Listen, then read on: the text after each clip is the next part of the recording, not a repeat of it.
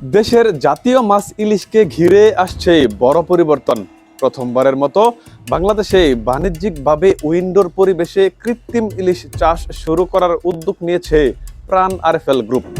আধুনিক Aqua culture প্রযুক্তি ব্যবহার করে এই প্রকল্পে তারা যৌথভাবে কাজ করবে ডেনমার্কের এসেন্টফোর্ট একুয়া লিমিটেডের সঙ্গে। প্রকল্পের বিনিয়োগ করা হয়েছে প্রায় ৩ কোটি ইউরো, যা বাংলাদেশি টাকায় প্রায় ৪৩০ কোটি টাকা। এই উদ্যোগকে ঘিরে সাধারণ মানুষের মনে প্রশ্ন জেগেছে, দাম কি কমবে ইলিশের? গরিব মানুষের হাতেও কি পৌঁছাবে ইলিশ?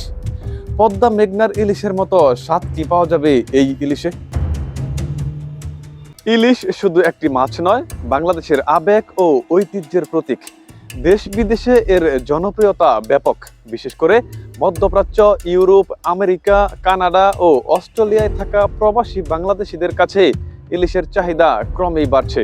তবে ইলিশ এখনো পুরোপুরি প্রাকৃতিক উৎস নির্ভর।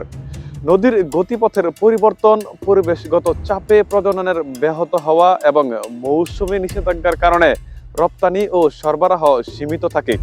এর প্রভাব পড়ে দেশের বাজারেও। দাম থাকে আকাশ ছোঁয়া, আর চাইলেও অনেক সময় ইলিশ পাওয়া যায় না। সংশ্লিষ্ট মহলের মতে, নিয়ন্ত্রিত পরিবেশে ইলিশ চাষ বাস্তবায়ন করা গেলে মৎস্য খাতে এক যুগান্তকারী সাফল্যের ধার খুলবে। প্রাণ গ্রুপের ব্যবস্থাপনা পরিচালক ইলিয়াস মৃধা জানিয়েছেন, দেশীয় বাজারের পাশাপাশি আন্তর্জাতিক অঙ্গনে সুস্বাদু এই সামুদ্রিক মাছের চাহিদা দ্রুত বাড়ছে। সেই চাহিদা পূরণে অত্যাধুনিক আরএসএস প্রযুক্তি ব্যবহার করে দেশে শিল্প ভিত্তিক মাছ চাষে এগুতে চায় প্রাণ গ্রুপ। তিনি আরো বলেন, উন্নত বিশ্বে এসেন্টফোর্ট একুয়া ইতিমধ্যে সীমিত জায়গায় এই প্রযুক্তির মাধ্যমে বাণিজ্যিকভাবে মাছ উৎপাদনে সাফল্য দেখিয়েছে। সেই অভিজ্ঞতাকে কাজে লাগিয়ে এই প্রকল্প বাস্তবায়িত হলে বাংলাদেশে প্রথমবারের মতো শিল্প পর্যায়ে ইলিশ উৎপাদনের নতুন দিগন্ত উন্মোচিত হবে। রিসাইক্লিং একুয়া কালচার সিস্টেম হলো সম্পূর্ণ নিয়ন্ত্রিত ইনডোর মাছ চাষ প্রযুক্তি। এই পদ্ধতিতে পানির মান, তাপমাত্রা, অক্সিজেনের মাত্রা, লবণাক্ততা ও বর্জ্য ব্যবস্থাপনা আধুনিক প্রযুক্তির মাধ্যমে নিয়ন্ত্রণ করা হয়। পরিশোধিত পানি পুনর্ব্যবহারের ফলে পানির অপচয় কমে এবং রোগের ঝুঁকিও উল্লেখযোগ্যভাবে হ্রাস পায়। এতে প্রতিটি মাছের লক্ষ্যমাত্রা ওজন নির্ধারণ করা হয়েছে প্রায় 1 কেজি 200 গ্রাম থেকে 1.5 কেজি পর্যন্ত। প্রকল্পটি সম্পূর্ণ বাস্তবায়িত হলে বছরে প্রায় 2000 মেট্রিক টন মাছ উৎপাদনের লক্ষ্যমাত্রা নির্ধারণ করা হয়েছে, যার উল্লেখযোগ্য অংশ রপ্তানিতে যাবে। তবে ইলিশ চাষ আদৌ সম্ভব কিনা এই প্রশ্ন থেকেই যায়। অভিবাসী স্বভাবের মাছ হওয়ায় ইলিশ দীর্ঘদিন বাণিজ্যিক চাষের বাইরে ছিল।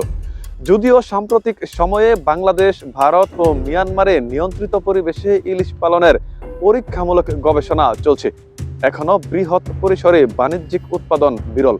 ফলে প্রাণ আরএফএল ও এসেন্টফোর্ট একুয়ার এই উদ্যোগ আন্তর্জাতিকভাবে নজরকাড়া। ডেনমার্ক ভিত্তিক এসেন্টফোর্ট একুয়া লিমিটেড আরএসএস প্রযুক্তিতে বিশ্বজুড়ে সুপরিচিত।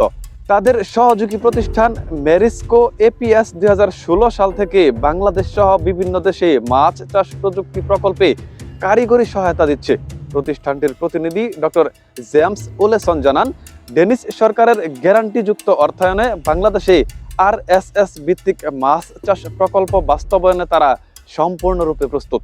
প্রাণ আরএফএল গ্রুপ দেশের শীর্ষস্থানীয় এগ্রো ও খাদ্য প্রক্রিয়াজাত প্রতিষ্ঠানগুলোর একটি। খাদ্য, কৃষি, ডেইরি, পানীয় এবং রপ্তানিমুখী পণ্যে তাদের সুদৃঢ় অবস্থান রয়েছে।